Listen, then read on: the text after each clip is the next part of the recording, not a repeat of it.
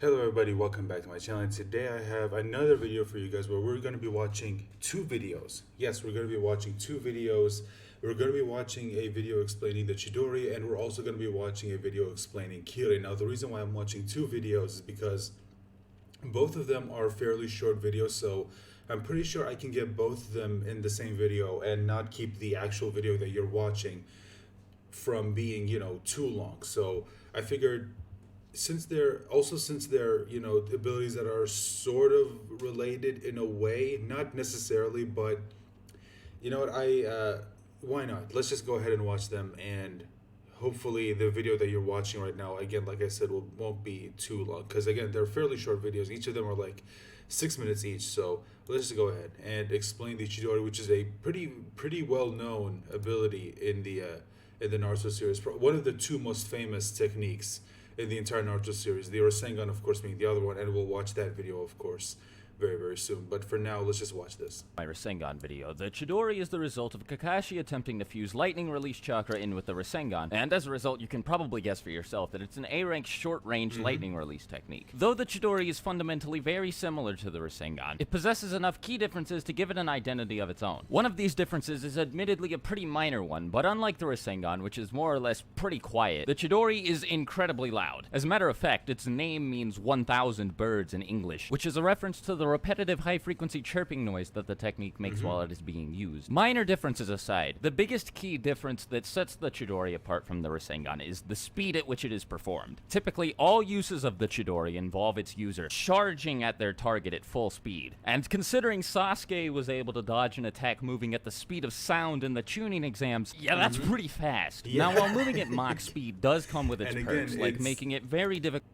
It's insane because, when you think about it, it's a lot like, in a way, it's a lot like what happens in when people watch and or read Dragon Ball, where you, without even knowing it, a lot of these characters have basically gotten to insane levels of either strength or speed. Like for example, he mentioned it himself. Sasuke, at the age of 12, granted he was being powered up by the curse mark, but still at the age of 12 was already at faster than sound speeds. I mean, that is pretty insane. So you can imagine, and considering here, he's going up against the Raikage, and remember, he was fast enough to dodge the Raikage's attack.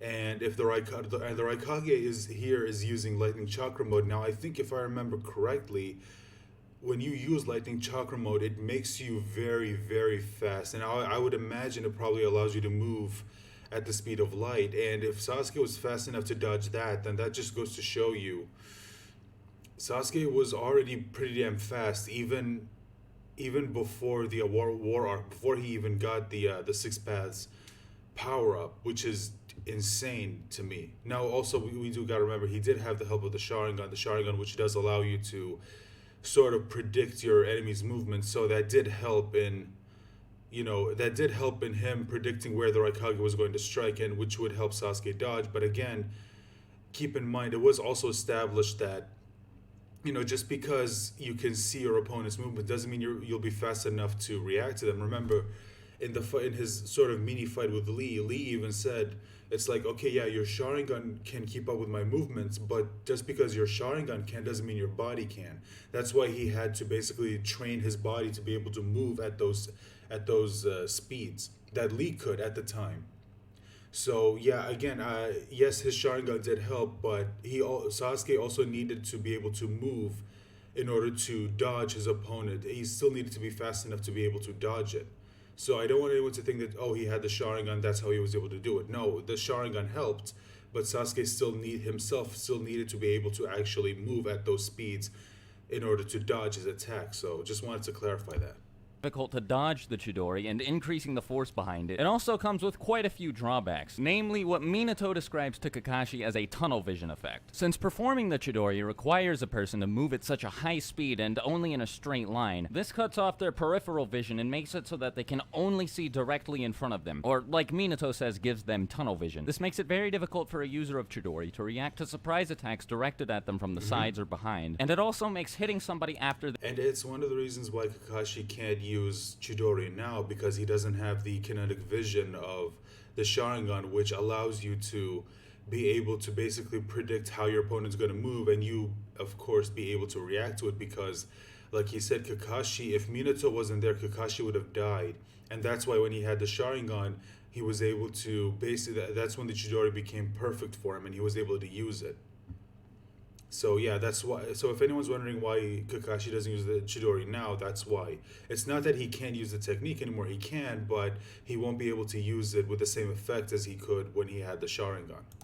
They've dodged the initial strike from the Chidori pretty much impossible. Now, bypassing this drawback is very easy if a user of the Chidori has the Sharingan, and why should be quite obvious, thanks to all of the vision buffs that the Sharingan grants a person. The Sharingan allows them to both see and react to external threats more easily, even while moving at ludicrously high speeds like those that the Chidori demands. But using the Sharingan in conjunction with the Chidori further highlights one of its other problems, and that is its enormous chakra consumption. At least in the beginning of the series, using the Sharingan did require quite a bit of chakra, though I suppose this was mitigated later on in Shippuden. Back when the Sharingan did take up a pretty deep... Sorry, I just want to point something out. Just to show you how good Kishimoto is at foreshadowing, let me let me remind you of something. Kakashi here was basically telling Sasuke, he was answering a question that he asked him, which is, what would happen if I tried to... what would happen if I tried to basically force a jutsu to work? Kakashi would tell him, not only would it not work, you could die.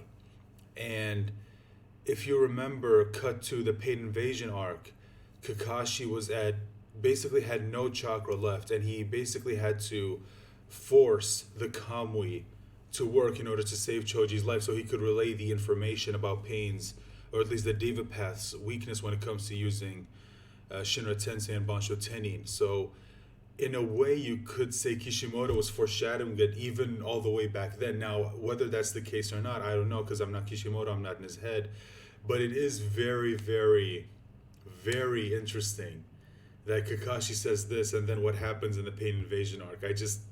Again, if this is true, Kishimoto is really, really freaking good when it comes to foreshadowing. So alright, let's continue. This was mitigated later on in Shippuden. Back when the Sharingan did take up a pretty decent amount of chakra while it was active, Kakashi could only use the Chidori in conjunction with the Sharingan 4 times a day, and Sasuke could only do so 2 times a day. And while it is a lethal attack that reaps serious rewards if a person can land it, 1/4 to 1/2 of a person's chakra pool is a pretty steep price to pay. Now both of them had this limit increased to an unspecified amount by the end of the series, but that still doesn't change the fact that the cost of using the Chidori is incredibly high. Like the Rasengan, the Chidori has many variants and derivative jutsu, though many of them can be considered completely different jutsu in their own right because of how different their applications are from the base Chidoris. Chidori Senbon, Chidori Nagashi, and Chidori Eiso are all examples of what I'm talking about here, and while some of them do share the trademark 1,000 birds-esque noise that the Chidori is known for, none of them really accomplish the same thing that the base jutsu is meant to, nor do they build on its foundation in any way. They're pretty much completely different jutsu. The variant that's the most similar to the basic Chidori is the Raikiri, or Lightning Cutter. And well, the reason why I say it's so similar is because it's actually just the same jutsu, except a little better. The Lightning Cutter is a more refined, more powerful, and easier to use version of the Chidori that just requires better chakra control, and it also has the added benefit of requiring the user to perform less hand seals than the base Chidori does. This might not sound like a big deal, but regular Chidori requires 9 hand seals, whereas Lightning Cutter only requires 3. I guess it's not a huge deal for somebody who can weave hand seals as quickly as Kakashi can, but it's still a pretty nice perk. Another technique further derived from the Raikiri is the Raiden, or Lightning Cable. Lightning Transmission as it's known in the English anime, which is a technique that involves Kakashi using the Shadow Clone Jutsu to create 2 lightning cutters, one in his right hand and one in the clone's left hand, or vice versa, and then connecting these lightning cutters with a cable of lightning release chakra. Now, when you think about it, since it requires both he and his clone to move at a really high speed and in a straight line, the Raiden technique kind of does the exact same thing that the base Chidori and Raikiri do. However, the Raiden is at least implied to have increased cutting power, and it obviously has a much wider range as well. All of the other Chidori variants are just the very basic kind, like the ones that I discussed at the end of the Rasengan video. Things like the Black Chidori or Chidori Lament, which hasn't ever been officially named, but has been given all sorts of labels by fans and video games, and is simply just a Chidori that's been powered up by Sasuke's Cursed Seal of Heaven. The Dark Chidori or Onyx Chidori is Sasuke's Chidori Chidori after he's poured 6 paths power into it. And since he has been seen regularly switching between this version of the Chidori and the basic version of the Chidori, I'd have to assume that this version takes up more chakra and is by extension more powerful. Another variant involves Sasuke combining the base Chidori with, well, it varies depending.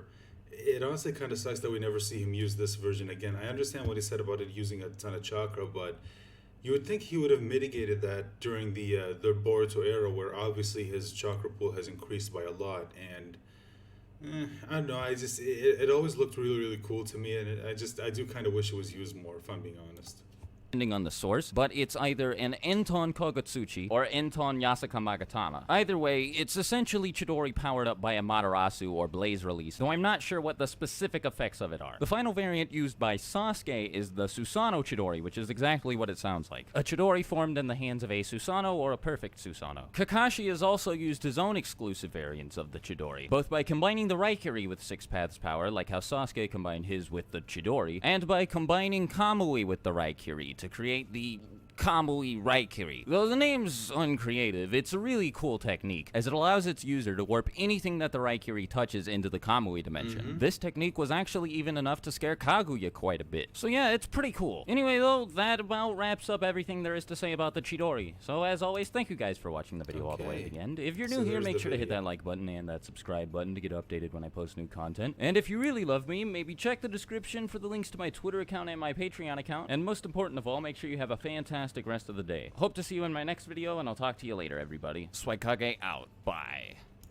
Okay, so that was the Chidori video, and yeah, the Chidori is, again, like I said, it is probably one of the 2 most iconic abilities in the entire Naruto series. I mean, I'm willing to bet that even outside of the Naruto fandom, people who at the very least are familiar with the Naruto series will be able to recognize the techniques. So with that being said, let's move on to the next video, that being Kirin. So let's just go ahead and watch it. And I'll try not to pause and talk over, or at least not too much over this video, because again, like I said, I want to stop the video from being too long. So let's just go ahead and play the video. Yo, what's going on, everybody? Swagkage here, and welcome to today's video, where we're going to be talking about Kirin, an S-class lightning release jutsu created by Sasuke Uchiha with the intent of killing his older brother Itachi Uchiha. Since it was created to kill Itachi, it's a very powerful jutsu. As a matter of fact, I'd venture to guess that it's one of the most powerful lightning release jutsu in the entire series. But a lot of people are a little bit hung up on how it works, and I don't blame them, because this jutsu was only ever used once in the original manga, and it was only ever used a second time in the anime, but we never saw it again after that. However, even though it's only been used under a very limited number of conditions, Setsu does a pretty good job surmising how the technique works based on what he witnesses, and pretty accurately describes Kirin's mechanics to the audience. So basically, to perform Kirin, Sasuke takes advantage of lightning that's already present in the atmosphere. For this jutsu to work properly, there has to be a thunderstorm going on in the area. Which is one of the reasons why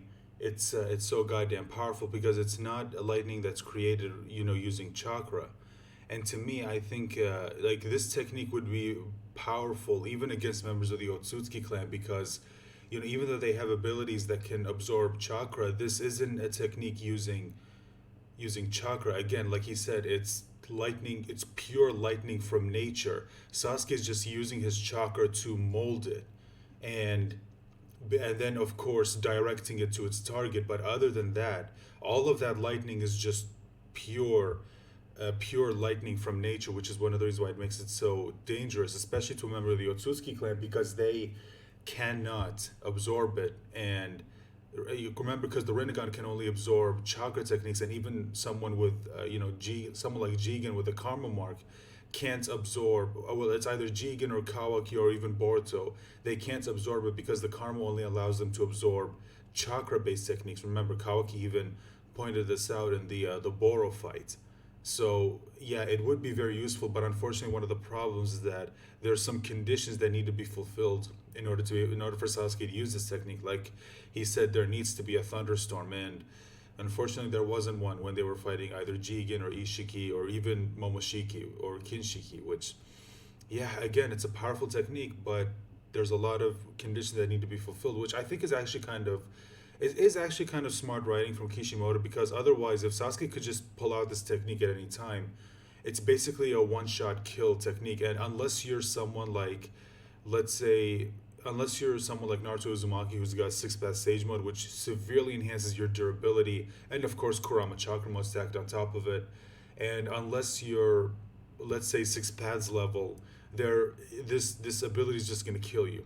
Although I guess the ability would be stronger considering it's from a stronger version of Sasuke, the adult version of Sasuke. But anyway, let's move on. Which is why Sasuke doesn't use it very often. There are ways for him to artificially produce a thunderstorm, and despite what most people believe, he can do this in more than one different way. It's never stated directly anywhere, but there are at least 2 different ways that Sasuke can produce the necessary weather conditions to perform this jutsu. The first is what the audience sees him do in the fight against Itachi, and that is to use fire release jutsu to produce thunderclouds. To paraphrase what Zetsu says in the Viz translation of the Naruto manga, Sasuke shoots fire-style jutsu into the sky to rapidly raise the ambient air temperature and create an ascending air current, which results in the formation of a cumulonimbus thundercloud. Now, let me do something I don't often do here and reference some real-life science. Yeah. Once this cloud has been formed, Sasuke doesn't have to do any more work after that. He doesn't have to spend any of his own chakra to cause this cloud to create lightning. Practically all cumulonimbus clouds do this on their own. Now, I'm no meteorologist, so I don't know exactly what I'm talking about here. But most, if not all, thunderclouds, especially those of this size and species, create enough small electrical charges to build up over time and result in the electrical discharge that we call lightning. So Sasuke doesn't have to use any chakra after this cloud is formed. At least not to create the lightning he's going to be manipulating when he uses this technique. The other possible method Sasuke can use to manipulate the weather for the sake of performing Kirin is,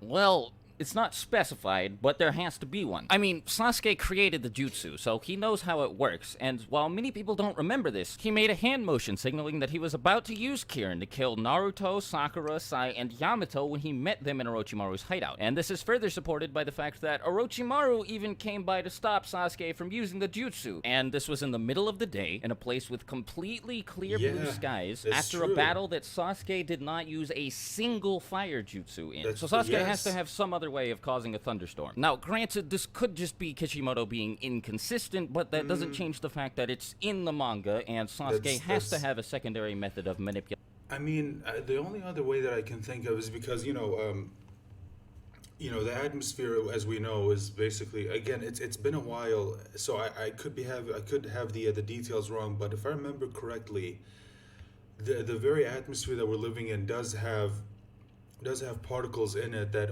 do put out like a small electric discharge. So if Sasuke managed to find a way to manipulate those and create the electricity needed in order to make Kirin, even if he has clear blue skies and no thunderclouds or anything, then dude, that's pretty damn insane. Like that's chakra control on a level that I don't think we've ever seen anyone else pull off. And thinking about it, I can't help but wonder if maybe when Kishimoto was writing this, he accidentally realized that maybe he made Sasuke a little bit too strong. If Sasuke could really do something like that, if he had chakra control on that level when he was only 16 years old, I mean, dude, the things that he would be able to do when he's an adult, when he advances, it would be borderline insane. It would make him pretty stupid.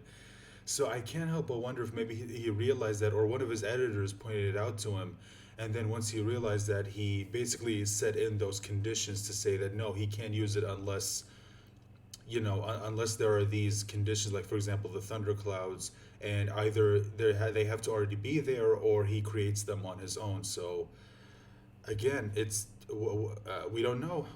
We'll only know if we ask Kishimoto himself. So, although who knows, maybe he himself already forgot about this, since it's been a while since this chapter has come out. So I don't know if he forgot about that, or if maybe that is indeed the case. Again, we won't know unless we ask him ourselves. Manipulating the weather because of this. The Naruversity theorizes that this. I don't remember if there. I don't remember if there was an interview where he. I don't know if there's an interview where he actually talks about this. At least none that I was able to find.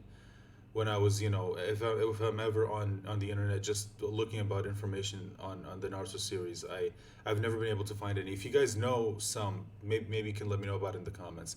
Let's read this. The secondary version of the jutsu has Sasuke send a significant amount of lightning chakra into the sky to manipulate the weather by creating a localized thundercloud.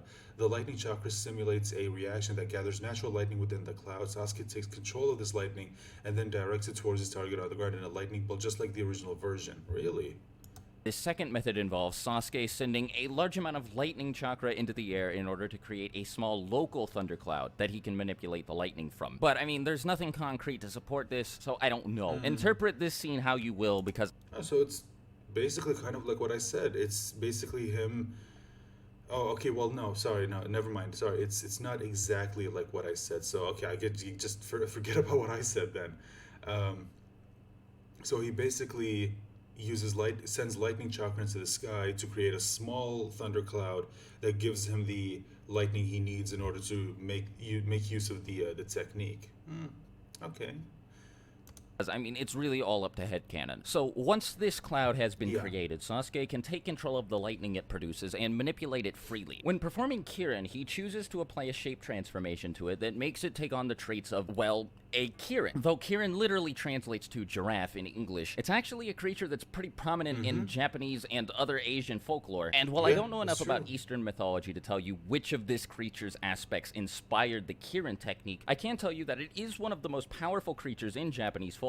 Anyhow, as you can see for yourself, the resulting mass of lightning is gigantic, and this is why Sasuke chooses to create a thundercloud before performing the technique. Because outside of the chakra used to create these clouds, Kirin expends little to none of its user's chakra on use, since all Sasuke has to do is take control of lightning that's already there. This allows him to manipulate much more electricity at once than he would otherwise be able to, because, I mean, look how big that thing is! It would take a colossal amount of chakra to perform the nature transformation necessary to create a mass of lightning that big. This also means that larger scale storms will allow Sasuke to make Kirin more powerful, since obviously the more lightning he has access to, the more powerful he's able to make the jutsu. Of course, because of how complicated the prerequisites are, it's very difficult and time-consuming to perform this jutsu. This is exacerbated by the fact that the thundercloud Sasuke creates before performing this jutsu will dissipate after Kirin is used, meaning that most of the time circumstances will only allow this jutsu to be used once per fight. Not that that matters much, since this jutsu hits the ground in 1/1000th of a second and is capable of blowing up something with a size equivalent to that of a small mountain. Now, I get people think it's a fodder jutsu because a half-dead Itachi tanked it and all that, but he had access to the Yata mirror, which is capable of reflecting any ninjutsu or taijutsu, so that's not really fair, is it? Naruto also survives it in the anime, but this is Six-Path Sage Mode Naruto, one of the most powerful characters in the whole series, so...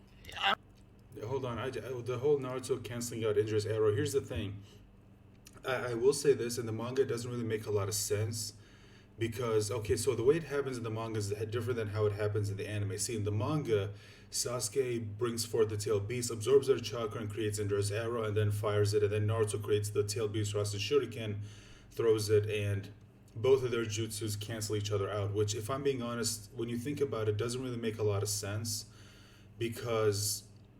like, considering how much chakra from the tailed beast that Sasuke absorbed added on top of his own, Naruto should not have been able to match that. Like, that just made no goddamn sense. Now, in the anime, it actually makes a little bit more sense, because when Sasuke absorbed the chakra of the tailed beast, he was dominating Naruto. Like, Naruto stood no chance against him, and even he knew that. And that's why Naruto made sure to leave a clone on the ground to gather up the nature energy and then add it on top of him, which, as we know, you add nature energy to your base, it buffs you up like, it makes you stupid strong. How like, nature energy makes someone stupidly strong. Okay, just look at what Naruto was able to do. He went from being someone who struggled against Kakuzu to being able to put up a fight against Pain. And he still lost. Granted, he still lost, but the fact that he was able to put up a fight against him at all should show you just what natural energy could do. So imagine natural energy stacked on top of Six-Path Sage Mode Naruto. It would make him significantly stronger, to the point where him canceling out Sasuke's technique, which was powered up by the tailed beast, just like how Naruto is, that makes a lot more sense. Now, in the manga, yeah, it doesn't really make as much sense, so... that's one of the reasons why I'm also not a really big fan of the fight between Naruto and Sasuke at the end.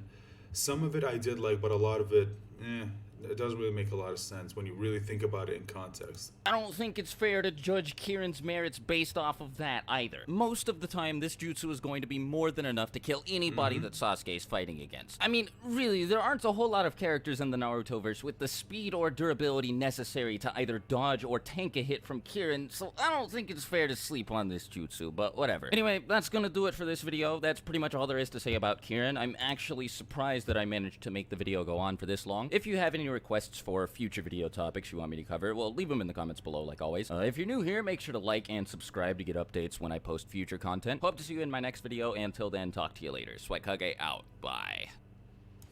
Okay, so that was the video, and again, it's kind of like he said, the jutsu in and of itself is pretty damn powerful, and it is insane that he was able to make a jutsu like this, and he was able to figure it out on his own, which is, I mean, that's insane. I mean, Naruto was able to create the Rasen Shuriken, but he needed help from Yamato and Kakashi. I personally don't think that Naruto would have actually figured that out on his own. I don't think he even knew what change in chakra nature actually was, which is, I mean, I guess it does make sense because a lot of the people believe that only Jonin level characters could actually apply a change in chakra nature, and the only ones who could sort of are the exceptions to that, you could say, are members of the Uchiha clan, because they have the Sharingan, which allows them, of course, to copy other abilities, even if those abilities have a change in chakra natures that they are not naturally born with. So those are the exceptions to the rule, and again, it just goes to show you just how insanely talented Sasuke is, and just how smart he actually is to even figure out how to make a jutsu like this, to where you control like lightning from nature in and of itself. It's insane. But yeah, the whole thing about him, like, or not him, the ability, a lot of people sort of downplaying the ability because it doesn't really do anything. Again, keep in mind who he's used the ability against. He used it against Itachi, and then this was anime only, but he used it in the fight against Naruto. Keep in mind, Itachi himself said, "If I didn't have the Susanoo, I would have died." He said that himself. Those are his words. And then with Naruto, again, this is anime only. This wasn't in the manga. In the anime, when Sasuke used Kirin against him, keep in mind again, Naruto. Oh, actually, no. This, if you think about it, this actually adds to Kirin's merit, because keep in mind, Naruto is using Six Path Sage mode, and in that same mode, he was fighting against Madara, and Madara used the technique that was, I think, stated in the data books to move at the speed of light, and he was able to dodge it, but he couldn't dodge Kirin. That just goes to show you the I guess the ability. Again, like I said, any ability that is used depends on who's using it. So you could say Kirin, the Kirin that was used by Six Paths Enhanced Sasuke is stronger than the Kirin that was used by Sasuke in the fight with Itachi, and it moved so fast that even Naruto in Six Path Sage mode couldn't dodge it in time. Like, that's insane. So anyway, I'm gonna end this video right here, guys. I hope you enjoyed it. Thank you so much for watching up until this point. Talk to you soon. Bye for now.